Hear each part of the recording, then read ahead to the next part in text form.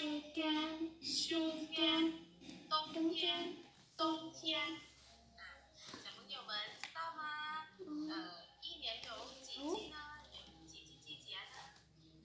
พวกร้านคุยบอใน1 ปีมันจะมีอยู่ฤดูกาลจักฤดูเนาะมี4 ฤดูกาลแล้วพวกร้านเนาะแต่ว่าประเทศลาวเฮามีแต่2 ฤดูกาลก็คือประเทศลาวเฮามีแต่เจียเทียนกับยังพวกร้านมีประเทศลาวเฮามีฤดูแล้งฤดูร้อนและฤดูฝนแล้วพวกร้านเนาะแต่ว่าอยู่จีนประเทศจีนจะมีอยู่4 ฤดูเนาะพวกร้านก็คือ秋天、春天、夏天、秋天、冬天。อันนี้ไม่เป็นหนัง ตัวเราว่าท่านนี้เฮียนลูกไอเปิดไปบนตัวเฮียนก่อนลูก อันนี้งูบอ โดย ที่นี่ แปลว่าฤดูใบไม้ผลิแล้วของร้านเนาะฤดูใบไม้ผลิ หมูจี้ ก็คือหูผักของชุนเทียนนี่แม่นฤดูยังของร้านฤดูใบไม้ผลิแล้วของร้านก็เห็นฮอดอกไม้เต็มไปเลยหน้าฮอของร้านถามว่าของร้านในเนี่ยมันของร้านเนี่ยมีอยู่ประเทศจีนของร้านก็จะได้หูว่าประเทศจีนมีอยู่4 ฤดูก็คือมีฤดูใบไม้ผลิของร้านก็จะเห็นดอกไม้ใบไม้ผลิแล้วของร้านเนาะ คือเวียนไปก็มีบอ โดย คือเวียนไปปัดเจบอ นั่นแล้ว ไปดู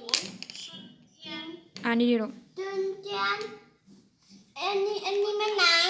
ชุนเทียน ชุนเทียนบอกดีๆลูก จุนเจียนอันนี้ไม่หนัง ชุนเทียนแปลว่าอย่างพวก อันนี้ ชุนเทียนเป็นอย่างลูก แปลว่าดาวดูใบไม้โป่งแล้วของร้านเท่าที แปลนำลูก อันนี้ไม่หนัง ถ้าเราซื้อเอาติลูก สับเกี่ยวกับเยอะค่ะ อันนี้ไม่หนัง เชื่อเทียนอ่านติลูก เทียน ตาเจียนอันนี้เบิ้งก็เขียน ก่อนแล้วของร้าน เขียนไปจืดแบบนี้ มันเขียนว่าที่บอสเส้นเทียนของร้าน นี่ นี่แล้วของร้านน้อยประเทศลาวเขามีเทียนที่ร้าน นี่ คนละเห็นหมดเลยทุกคนถามว่าเขาไปดิ่งทะเลเขาไปเที่ยวทะเลแล้วคนละเนาะถามว่าเขาไปสวมย่ำพอดประมาณเดือน3 เดือน 4 เดือน5มันก็จะหอนแห้งแล้วของร้านเนาะมันบอกว่าไปดิ่งทะเลกับมวลไปนอนตากแดดนอนอาบแดด นอนตากแดดโบหนาวมันมีนอนตากแดดมาเปิดแอร์ โดย ไปเที่ยวเด้อที่บอสไปสวมแล้วดูหอนว่ามันจะมวลของร้านเนาะเสียเทียนก็เราช่วย วันปีนี้ดีลูกปีนี้ดี เชี่ยเทียน อ่านลูกอ่าน แปลว่าลาลูกฮอนแล้วคนละนอนจื้อไว้เด้อประเทศลาวเฮาแม่นนี่เชี่ยเทียนมีลาลูกฮอนชิวเทียนชิวเทียนชิวเทียนแปลว่าลาลูกใบไม้หล่นแล้วคนละนอนลาลูกใบไม้หล่นคนละเห็นรูปภาพนี้บ่ฤดูใบไม้ร่นก็คือมันเป็นฤดูกาลที่ใบไม้ร่นแล้วของร้านเราเห็นบ่ใบไม้ร่นอยู่ประเทศลาวเฮาบ่มีชิวเทียนมีแต่อยู่ประเทศจีนจะมีชิวเทียนนะของร้านเนาะประเทศจีนที่เราสิอธิบายไปมี4 ฤดู นี่ ก็คือชุนเทียนเจียนเทียนชิวเทียนต้มเทียนแต่ว่าลาวเฮามีแต่2 ฤดูอันหัวร้านไปหัวร้านใหญ่แหละหัวร้านเฮ็ดจบหัวร้านมีเฮ็ดต่ออยู่ประเทศจีนหัวร้านก็จะเห็นชิวเทียนมันเป็นแนวใดชิวเทียนนี่มันแปลว่าฤดูของใบไม้ต้นหัวร้านเห็นบ่ใบไม้นี่หัวร้านเห็นต้นไม้บ่ บอกดีๆลูกอ่านดี ถามว่ามันโค้งมันก็จะเป็นสีเขียวงามเป็นบ่ค่ะถามว่ามันล้นมันก็จะเป็นแบบว่ามันเหี่ยวแล้วมันก็ล้นเนาะหัวร้านเนาะเขาเกิดภาษาจีนว่าชิวเทียนแปลว่าฤดูใบไม้ล้นหัวร้านเห็นใบไม้ล้นนี่บ่เต็มไปหมดทางเลยก็เราซื้อถูอันตามหลังเราซื้อเด้อชิวเทียน จิวเจียน จะไหนแกชิวเทียนชิวเทียนแปลว่าฤดูใบไม้ล้นเนาะของร้านเนาะเก่งหลายอะไรซื้อเอาอีกแล้วสมมุติอย่างท่าต้มเทียน ๆอ่านลูกอ่าน ต้มเทียนแปลว่าฤดูหนาวเนาะของร้านเนาะต้มเทียนแปลว่าฤ ดูหนาวถามว่าที่ประเทศจีนฤดูหนาวมันก็จะเกิดหิมะแล้วพอร้านเคยได้ยินหิมะอีบ่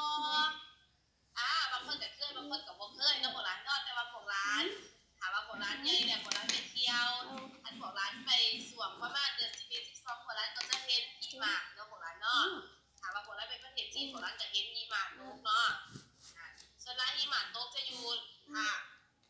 ภาคเหนือของประเทศแล้วพวกร้านก็คืออันนี้จีนก็แม่นเป่ยจิงเทียนจินแปลว่ามีหิมะตกถามพวกร้านอยากเห็นหิมะพวกร้านตกไปสวมเดือน11 12ถามว่าพวกร้านเทียนต่ออยู่ประเทศจีน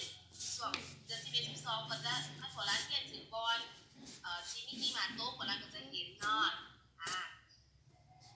เวลาฤดูหนาวเวลาหิมะตกมันก็หนาวใส่เสื้อหลายๆตัวเนาะพวกร้านใส่毛衣穿毛衣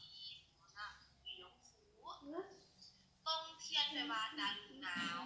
跟着老师读按ตามหลัง老师เด้อ冬天冬天冬天แปลว่าฤดูหนาวแล้วพวกร้านเก่งหลาย冬天แปลว่าฤดูหนาวพวกร้านเห็นนี่บ่คุณนี่แล้วย่ามหนาวแล้วใส่เสื้อแจ็คโตเนาะแล้วใส่เสื้อหนาๆแล้วพวกร้านแล้วหนาวเด้เพราะว่าเป็นฤดูหนาวอยู่ประเทศลาวเฮามันบ่มีฤดูหนาวแล้วพวกร้าน你们都明白了吗我们再来复习一遍好吗好吧从这里先听到พวกร้าน一年有4季ในปีหนึ่งมีอยู่4ฤดูแล้วพวกร้านมี春天อ่านหนูอ่าน 春天แปลว่าฤดูใบไม้ผลิ这个夏天แปลว่าฤดูร้อน อ่านน้ำหนูเราซื้อบอลอ่านหนู 秋天แปลว่าฤดูใบไม้หล่น冬天แปลว่าฤดูหนาวพวกร้านเข้าใจบ่ล่ะบ่ซื้ออยู่บ่ถามว่านี่มี4ฤดูนี่ถามว่าพวกร้านหลังจากเรียนภาษาจีนหลังไปฟังถามว่าพวกร้านซื้อตัวใดพวกร้านก็บอกเราทีเด้อบ่冬天没ฤดูหยัง夏天没ฤดูหยัง那这节课我们就说到这里那老师给小朋友听音乐老师ก็จะให้พวกร้านฟังเพลงเกี่ยวกับ4ฤดูเนาะพวกร้านตั้งใจฟังเพลงเด้อ春天花儿开，夏天太阳晒，春天花儿开，夏天太阳晒，春天花儿开，夏天太阳晒。秋天刮大风，冬天下大雪，秋天刮大风，冬天下大雪，秋天刮大风，冬天下大雪。春天、夏天、秋天、冬天，春天花儿开，夏天太阳晒，秋天刮大风，冬天下大雪。春天花儿开，夏天太阳晒，春天花儿开，夏天太阳晒，春天花儿开，夏天太阳晒。